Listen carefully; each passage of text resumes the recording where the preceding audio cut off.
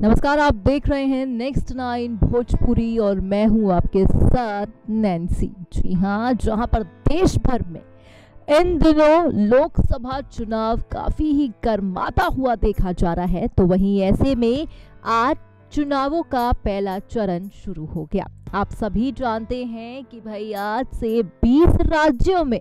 चुनाव की प्रतिक्रिया होती देखी गई। ऐसे में कहीं ना कहीं यहाँ पर तमाम नेता जो हैं वो यही अटकलें लगा रहे हैं कि भाई अब कौन सी पार्टी जो है सत्ता संभालेगी। ऐसे में हाल ही में एक बड़ी खबर सामने आ रही है और वो ये है कि भोजपुरी फिल्म के सुपरस्टार कहलाए जाने वाले दिनेश लाल यादव उर्फ निरहुआ, जी हाँ, जो आजमगढ़ सीट से चुनाव लड़ रहे हैं, बीजेपी के वो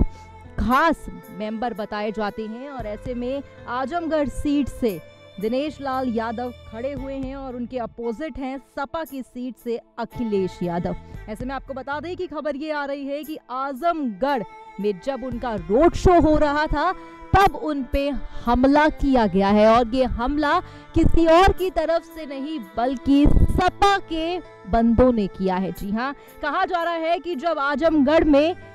निरहुआ की रोड शो हो रही थी तो ऐसे में तमाम जनता और तमाम भीड़ यहाँ पर देखी जा रही थी, तो वहीं अचानक से अखिलेश के चाहने वाले, अखिलेश के समर्थन के लोग वहां पर आ गए और उन्होंने पत्थरबाजी करना शुरू कर दिया। इतना ही नहीं, आपको बता दें कि निरहुआ को कोई हामी नहीं पहुंची है। कहा जा रहा है कि जो उनके साथ के मेंबर्स थे उनको चोट तक लगी है और ऐसे में कहीं ना कहीं जब भीड़ आपस में ही लड़ने लगी तब वहां पर पुलिस को आना पड़ा और पुलिस कर्मियों ने वहां पर सारी चीजों को सॉर्ट आउट किया। ऐसे में कहीं ना कहीं साफ तौर पर देखा जा रहा है कि जिस तरह से चुनावी गर्मी दिन ब दिन बढ़ती जा रही है कि भाई सत्ता में कौन आएगा, कौन उस राजगद्दी को संभालेगा, तो ऐसे में यहाँ पर साफ तौर पर आजमगढ़ में देखा गया कि अखिलेश के जो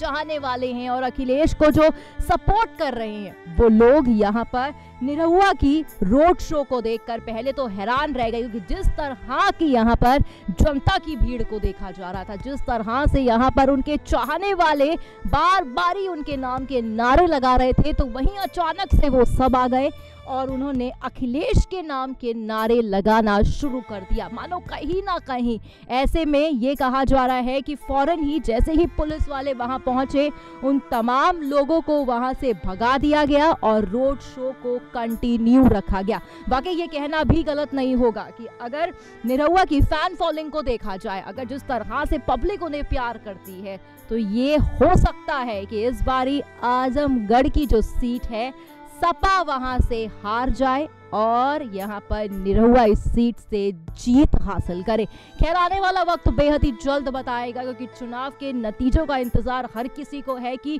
जो कैंडिडेट वहां पर खड़े हुए हैं क्या वो कैंडिडेट जीत पाएंगे या फिर इस बारी भी अखिलेश का राज ही आजमगढ़ में चलता देखा जाएगा।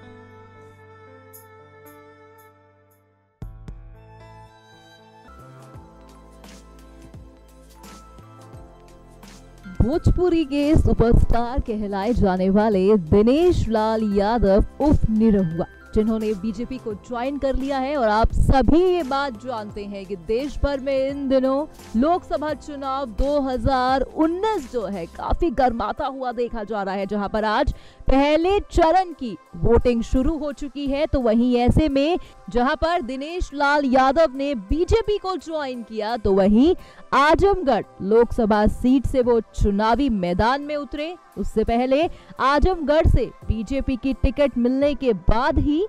यहाँ पर निरहुआ को देखा गया कि वो मस्जिद से होते हुए मंदिर तक पहुंचे। ऐसे में कहीं ना कहीं ये कहना भी गलत नहीं होगा कि जो यहाँ पर स्ट्रैटेजी दिनेश लाल यादव की देखी जा रही है कि जिस तरह से वो मुसलमानों का वोट भी यहाँ पर पाना चाहते हैं, कहीं ना कहीं वहीं यहाँ पर देखा गया कि निरहुआ पहले गाजीपुर जिले में, जहाँ पर उनका पैतृक गांव है, यानी कि कुलदेवी के मंदिर जाते हैं पूजा अर्चना करते हैं और फिर अपने रोड शो को शुभ आरंभ करते हैं। और ऐसे में गाजीपुर जिले से आजमगढ़ में प्रवेश करने के साथ ही यहाँ पर काफी जनता उनके रोड शो में देखी गई और कहीं ना कहीं यही उम्मीद जताई जा रही है कि जिस तरह से मस्जिद में माथा टेक कर वो बाहर निकले और उसके बाद मंदिर में जाकर निरहुआ ने पूजा अर्चना की, तो ये कहना भी गलत नहीं होगा कि हो सकता है कि आजमगढ़ सीट से निरहुआ जो है जीतते हुए दिखाई दे।